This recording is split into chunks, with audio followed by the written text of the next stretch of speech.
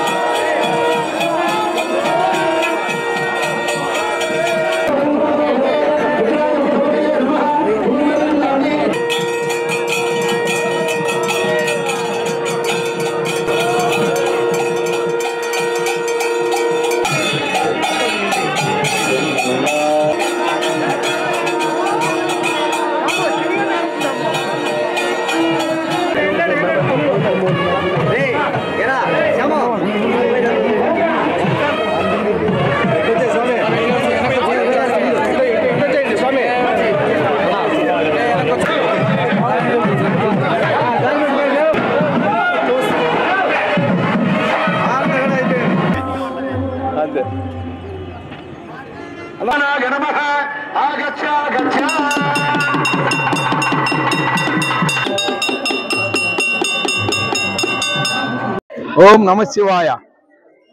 ఈరోజు మనకు శ్రీకాళహస్తిలో మహాశివరాత్రి సందర్భంగా మనకు 3వ తేదీ నుంచి 16వ తేదీ వరకు ప్రోగ్రామ్స్ ఉంటాయి. అందులో మొట్టమొదటి రోజు ఈరోజు 3వ తేదీ స్వామి మొదటి భక్తుడైన భక్త కన్నప్ప ధ్వజారోహణతో మనకి మహాశివరాత్రి ఉత్సవాలు జరుగుతాయి. ఇప్పుడే భక్త కన్నప్ప యొక్క ధ్వజారోహణ ఇప్పుడే జరిగింది. చాలామంది భక్తులు వచ్చారు. చాలామంది భక్తులు అందరూ ఆనందంగా తిలకించి ఆనందించడం జరిగింది. ఇదే విధంగా క్రమశిక్షణతో పద్ధతితో మిగిలిన 15 రోజులు కూడా కార్యక్రమాలు జయవంతం చేయాలని భక్తులను నేను మరీ విజ్ఞప్తి చేస్తున్నాను. ఇదే తర్వాత మనకు ముఖ్యంగా 8వ తేదీన మనకు శివరాత్రి. ఆ రోజు ఎక్కువ రద్దీ ఉంటుంది. భక్తులు ఎక్కువ మంది వస్తారు. అందుకు తగ్గట్లుగా ఏర్పాట్లు చేయడం జరిగింది. సో ఆ ఏర్పాట్లన్నీ సక్రమంగా చేశాము. ఎలాంటి అసౌకర్యం లేకుండా భక్తులకు అన్ని సౌకర్యాలు ఏర్పాటు చేయడం జరిగింది. ఆహ్వానం పలుకుతున్నాం భక్తులకు కూడా. అందరూ వచ్చేసి మహాశివరాత్రిని విజయవంతం చేయవలసిందిగా కోరుతున్నాను. ఈరోజు భక్త కన్నప్ప ధ్వజారోహణ కార్యక్రమం మొదలైనందుకు చాలా సంతోషంగా ఉంది. నమస్తే. ఓం నమ శివాయ. కైలాసవాసి భగవాన్ శ్రీ కాళహస్తీశ్వర శివ కరోతు నిత్య కళ్యాణం కరుణావరుణాలయ శ్రీ జ్ఞానప్రసూనాంబా సమేత శ్రీ కాళహస్తీశ్వర స్వామినే నమః. శ్రీ జ్ఞానప్రసూనాంబా సమేత శ్రీ కాళహస్తీశ్వర స్వామివారి యొక్క క్షేత్రమందు మాఘ బహుళ అష్టమి నుంచి కూడా మహాశివరాత్రి బ్రహ్మోత్సవాలు 13 రోజుల పాటు అత్యంత వైభవోపేతంగా నిర్వహించబడుతున్నాయి. అందులో భాగంగా కూడా మొట్టమొదటిగా కూడా శ్రీ భక్త కన్నప్ప స్వామి వారికి ధ్వజారోహణ కార్యక్రమం నిర్వహించడం జరిగింది. ఈ భక్త కన్నప్ప అనేవాడు పూర్వజన్మంలో అర్జునుడు శాపవరణ బోయవాడుగా జన్మించి స్వామివారికి నేత్రదానం చేసి ముక్తి పొందిన భక్త కన్నప్ప. కాబట్టి ఈ క్షేత్రంలో భక్తికి ప్రాధాన్యత ఎక్కువ కావున మొట్టమొదటిగా కూడా ఈ భక్త కన్నప్ప స్వామివారికి ధ్వజారోహణ కార్యక్రమం నిర్వహించిన పిమ్మట శ్రీ స్వామివారికి కూడా ధ్వజారోహణ కార్యక్రమాన్ని నిర్వహించడం జరుగుతుంది.